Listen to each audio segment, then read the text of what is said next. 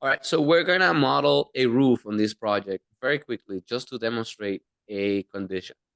I'm not gonna care much about anything regarding this roof. I mean, we gotta make it generally realistic. So I'm going to, I guess I'm gonna just grab one corner. No, okay, and then let's make sure that's there. One is asking about the relationship between the roof and the attic floor. By the way, I'm gonna give it some overhang of like 8 inches. And I'm gonna assume that this is gonna be a gable, meaning it's gonna shed this way and shed this way, and these are not gonna do that. So I'm gonna just do an overhand. By the way, when you do offset, you can click no copy, so that just moves it, and I guess you could do it. All right, so then I'm gonna select these two, so that I'm gonna uncheck the slope. I'm gonna make sure that this goes to the second floor here, and I'm gonna finish that sketch. Then after I do that, I'm going to quickly just copy a floor up. I'm gonna say like 8 feet real quick. And this guy is gonna need to go second floor plus about 8 feet, so that we kind of have an attic. All right, I'm going to do the attachment process to make it easy. Doesn't necessarily have to be that way, but I'm gonna do that. Okay, and I just got my house. All right, so that's it. Now we're gonna go on plan and we're gonna do a wall section and a building section of this, so that we can see what he's talking about. He's talking about the relationship between one piece and the other. Modeling things in Revit means nothing if you don't know how they actually work. And this is essentially what he's talking.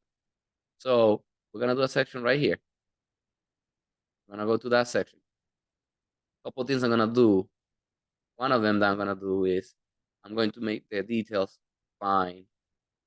And all right, so we have this condition right here, which I don't think is exactly what, yeah, it actually is. So this condition right here is saying to me that your roof has a knee wall and it's sitting on a knee wall. So you need to tell yourself what's the ceiling height I want, and then start kind of working the entire section together, like all together. But assuming, I'm just gonna do a detail component. This is very good, by the way. I like this detail component. I'm gonna do a 2x6 detail component. I'm gonna put it right here and say, okay, wait a minute. So technically, the way buildings are put together, you have a double plate, and that double plate right here, you're gonna have a band joist right here that sits on it. Not that size, of course. We gotta see what size this floor is. It says 2x10, so we're gonna find a 2x10 of this guys. 2x10. What size is a 2x10? Just so you guys know, if you remember. 9.25. Here you go. So 2x10. I guess there wasn't any, so I'm gonna create one. It's gonna be 9.25 inches. Okay, good. All right, beautiful. So then you have your double plate. Your floor sits on it. That's your attic. Okay, depending on whether the attic has a subfloor or not, that's kind of what we will look like. If it has a subfloor, if it's just the studs, I mean the the ceiling joists, you're gonna just see, you wouldn't see that. But in this case, then you say, okay, wait a minute. There is uh, an issue here. What if there isn't any wall, and this has a relationship with this? I was mentioning to Julio that technically, the way I personally do it typically is that I move my roof down.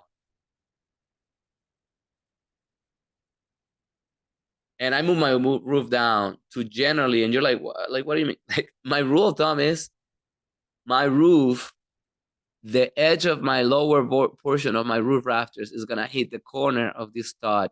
And because technically what they do is that they cut that void off of my roof, and they sit typically on this double plate. And you're like, well, in this case it's different. This is my double plate, but in this case, I don't want to confuse the life out of you, but imagine that there is a double plate or a single plate, doesn't matter here. Because there's different roofs, so I don't want to confuse you. So let me delete. Oh, I don't know, I copied it. But this one shouldn't have that same relationship. Like technically, they caught this person right here, and it sits on that plate like that.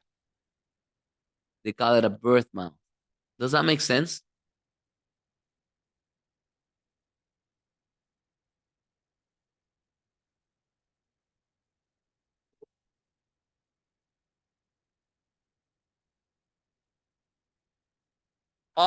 So I guess whenever you create a roof, make sure that you know where you want it to sit. Intentionally go in and say, oh, wait a minute, this is not right. Yeah, because I think before it was like by default going to the level that I needed to go. But I think now it makes people more like you need to know where it needs to go, you know? So what I mean is it shouldn't have a knee wall. That's what I mean, unless that's intentional. It should sit like that. And then you're like, wait a minute. And then yeah, you have your piece of plate right here, or whatever many you need, whatever size you need. These ones I make, by the way, with detail component with detail fill regions, because this guy is gonna have insulation, this side is not gonna have insulation, and just so you know, technically they're gonna put another piece of wood right here, like that, that. It's gonna be that they attach. It shouldn't attach to the siding, but you guys get my point. And then they're gonna put either inside a piece of wood. These actually should overlap on top of that. This is where Revit fails. This is literally where Revit fails. Because you know that this should be the finish, right? Which they put sometimes some little nice little plates and things like that that look nice.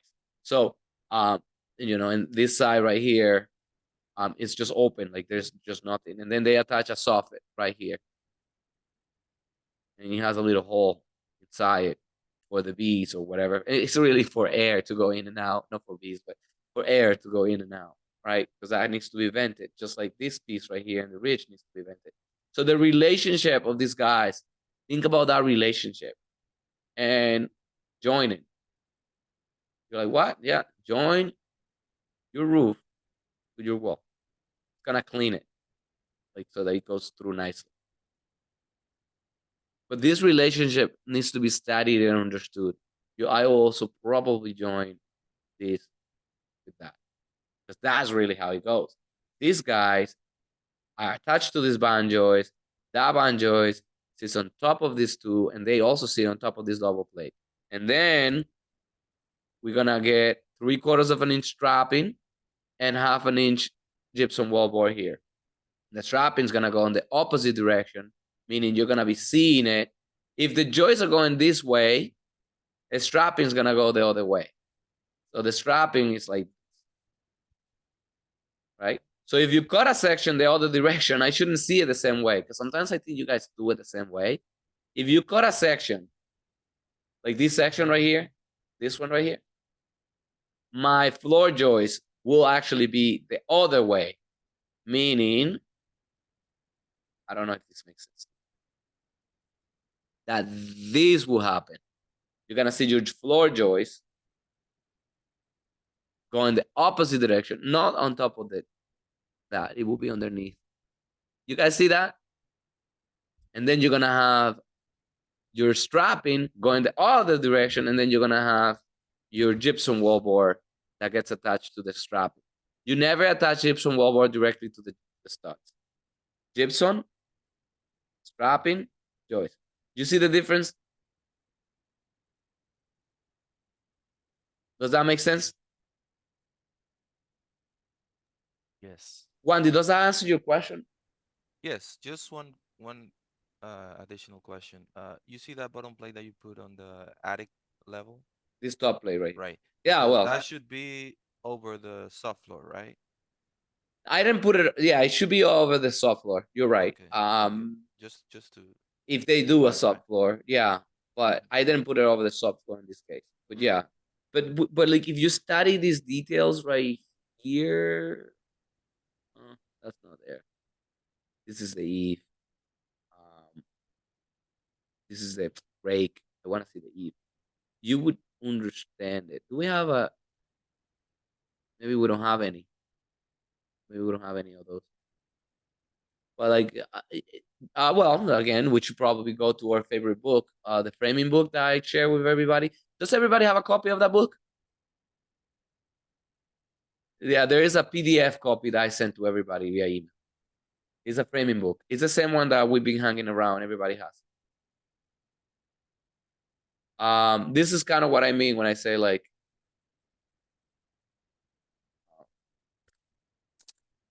that there's really useful books and things I share that I don't think you guys look at. But maybe I just say important book.